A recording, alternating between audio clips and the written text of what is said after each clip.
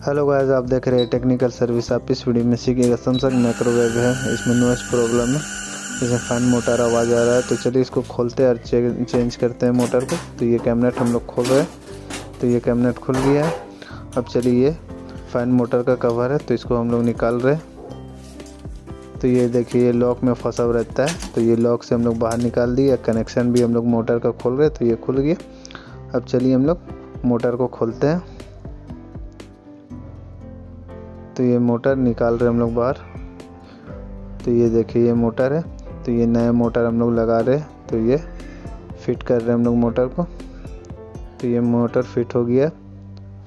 अब ब्लेड लगा लिया है हम लोग, तो ये ब्लेड लग गया। अब चलिए कनेक्शन करके इसको फिट करते हैं। तो ये कनेक्शन हो रहा है, तो ये हो गया फिट भी। अब पीछे जाली साफ कर लीजिए, इसी के कारण मोटर ख़राब होता है। तो ये देखिए अब ठीक चल